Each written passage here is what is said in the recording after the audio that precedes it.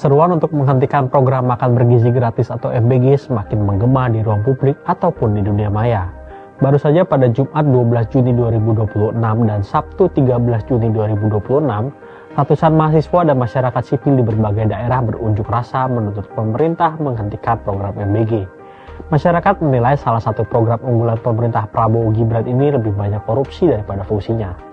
Apalagi setelah mantan kepala BGN dicopot dan ditangkap oleh KPK karena kasus korupsi. Lantas, bagaimana respon pemerintah? Isu pemberhentian program MBG menjadi salah satu poin tuntutan utama dari sebagian mahasiswa dan masyarakat sipil. Karut-marutnya tata kelola MBG dan SPPG menimbulkan kekhawatiran masyarakat akan meluasnya potensi korupsi. Tak hanya itu, program MBG dianggap menjadi salah satu sumber kebocoran APBN.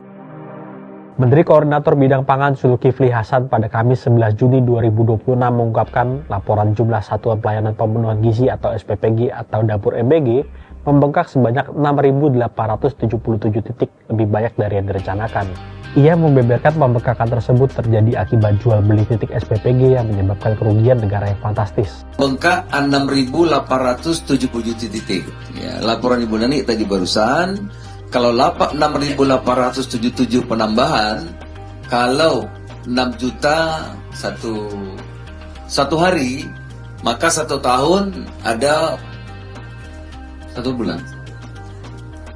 1 bulan ada pengeluar lebih 1 triliun pemborosan. Berarti kalau 1 tahun berapa itu, Bu?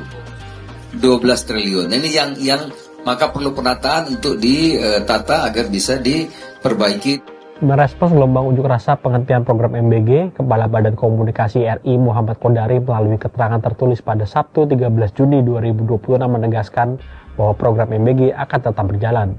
Ia menilai MBG membantu pemenuhan kebutuhan gizi kelompok rentan termasuk anak-anak sekolah.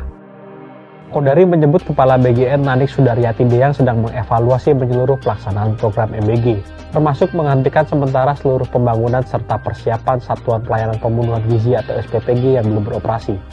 Meski demikian, Kodari menegaskan bahwa penghentian sementara tersebut tidak berlaku bagi layanan MBG yang sudah berjalan. Masalah persebaran SPPG yang tidak merata dan ideal semakin menambah carut-marut permasalahan program unggulan pemerintah Prabowo Gibran ini. Banyak dapur SPPG yang letaknya malah di daerah dengan tingkat kemiskinan dan stunting yang rendah. Analisis BRIN dan Lembaga Penyelidikan Ekonomi dan Masyarakat Fakultas Ekonomi dan Bisnis Universitas Indonesia terhadap 27.427 dapur MBG di seluruh Indonesia per 30 April 2026 menemukan bahwa kebanyakan dapur justru berada di daerah dengan tingkat kemiskinan dan stunting yang rendah. Dalam penelitian itu disebutkan dapur MBG masih sangat terkonsentrasi di Pulau Jawa.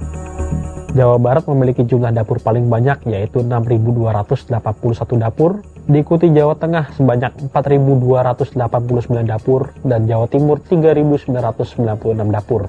Jumlah dapur di ketiga provinsi ini saja sudah menyumbang 53% dari total dapur MBG se-Indonesia.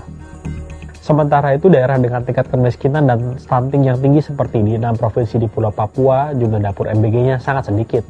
Di Provinsi Papua Pegunungan hanya ada 13 dapur, Papua Selatan 18 dapur, Papua Barat Daya 33 dapur, Papua Tengah 34 dapur, dan Papua Barat 49 dapur. Total hanya 147 dapur MBG di seluruh Pulau Papua atau 0,5% dari total dapur MBG terbangun. Selain itu terdapat 16 kabupaten atau kota yang belum memiliki satu pun dapur SPPG saat riset ini dilakukan. 14 diantaranya berada di wilayah Papua. Seruan untuk segera mengevaluasi dan melakukan audit total mengenai program MBG ini pun datang dari berbagai pihak. Mereka menilai program ini sudah seharusnya dievaluasi agar lebih tepat sasaran dan menghindari konflik sosial yang meluas dan mendalam. Desakan itu antara lain datang dari Wakil Ketua Komisi 9 DPR RI sekaligus anggota fraksi PDIP Charles Honoris.